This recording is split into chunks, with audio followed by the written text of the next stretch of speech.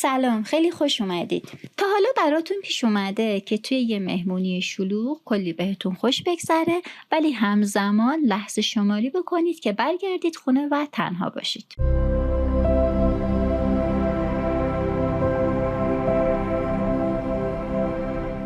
خب، امروز میخواییم در مورد یه مفهومی حرف بزنیم که دقیقاً همین حس دوگانه رو توضیح میده و شاید و فقط شاید نگاهتون رو به خودتون و بقیه برای همیشه عوض بکنه. ببینید، ما معمولاً عادت کردیم آدما رو توی دو تا جعبه خیلی مشخص بذاریم، یا درونگرا هستن یا برونگرا. این برچسب‌ها اونقدر رایج شدن که انگار اصلاً گزینه سومی روی میز نیست.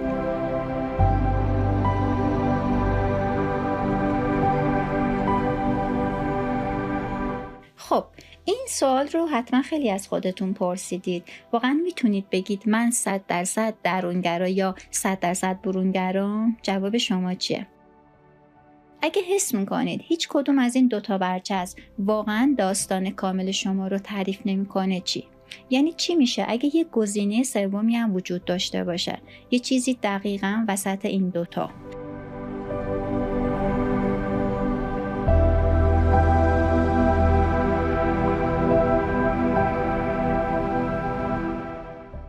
خب، تعریف کلاسیکش رو هممون بلدیم، درسته؟ برونگراها جون مهمونی و مرکز توجه هستن و از شلوغی انرژی میگیرن. درونگراها هم ترجیح میدن توی گوشه دنج با یه کتاب باشن و از تنهایی شارژ بشن. اما واقعیت اینه که دنیای خیلی از ماها ترکیبی از این دوتاست.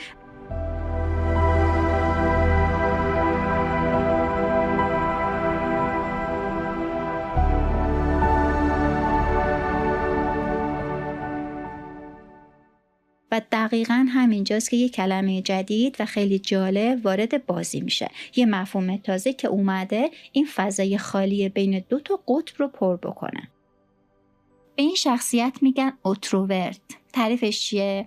کارشناسای شخصیت شناسی میگن اوتروورت کسیه که هم عاشق شور و هیجان و معاشرت با آدم هاست، هم از بودن با دیگران واقعا لذت میبره، ولی بعدش حتما یعنی باید یه زمانی رو تنها باشه تا اون باتری اجتماعیش رو دوباره شارژ بکنه. پس ایده اصلی همینه، هم از دور همی و معاشرت لذت میبره، هم برای شارژ شدن به تنهایی احتیاج داره. میدونید دقیقاً مثل یه گوشی موبایل، برای کار کردن باید به شبکه وصل باشه، ولی آخر شب حتما باید بزنیش به شارژ تا برای فردا آماده بشه.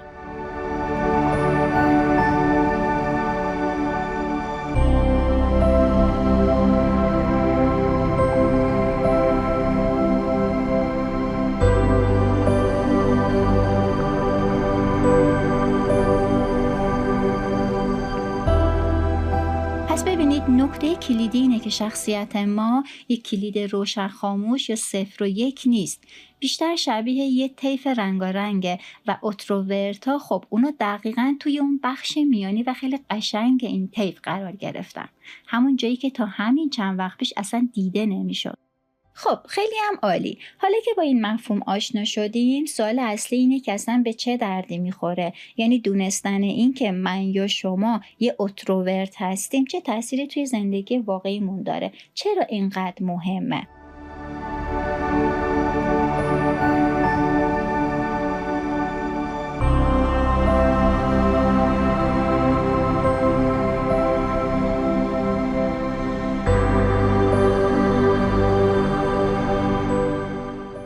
ببینید، جوابش اینه که شناختن این ویژگی حداقل 3 تا فایده فوق‌العاده مهمی داره. اول اینکه روابط اجتماعیتون بهتر میشه.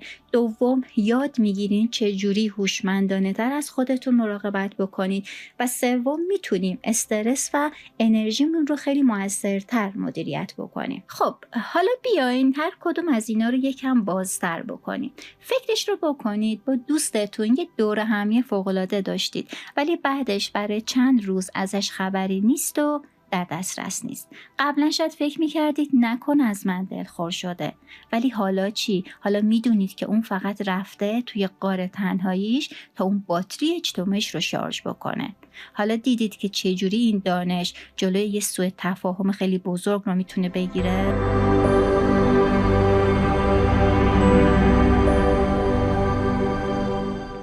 و از اون طرف این شناخت به خودتون قدرت میده. وقتی میدونید که یه اینتروورت هستید، به خودتون اجازه میدید که مرز بذارید. مثلا بعد یه هفته کاری خیلی شلوغ، خیلی راحت دعوت یه مهمونی بزرگ رو رد میکنید، چون میدونید که الان بیشتر از هر چیزی به آرامش و تنهایی نیاز دارید. این دقیقاً یعنی مراقبت هوشمندانه از خودتون تا از اون خستگی اجتماعی و فرسودگی جلوگیری کنید.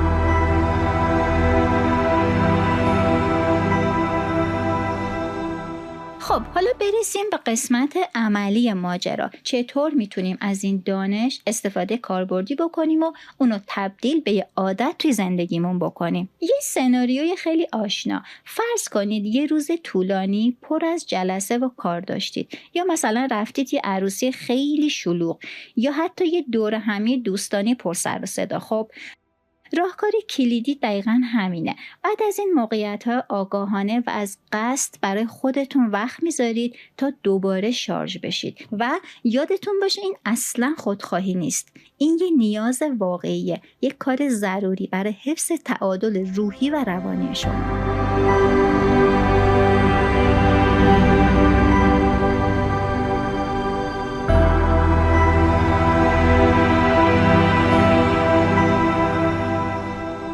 و باور کنید این سرمایه گذاری به ظاهر کوچیک نتایج خیلی فوق‌العاده بزرگی میتونه داشته باشه. تمرکزتون رو بالاتر میبره، ذهنتون برای حل کردن مشکلات شفافتر میشه و خلاقیتتون گل میکنه. و از همه مهمتر آرامش خیلی بیشتری رو توی زندگیتون تجربه میکنید.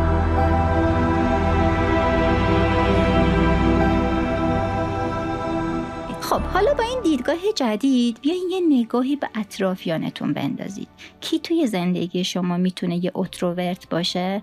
شاید همکارتون، شاید دوست صمیمیتون، یا شاید خودتون. حالا شناختن این ویژگی واقعا میتونه درک شما از رابطتون رو یه پله عمیق‌تر بکنه. بهش فکر بکنید. امیدوارم از این بررسی کوتاه لذت برده باشید. ممنون از همراهیتون با جهان لوکوس.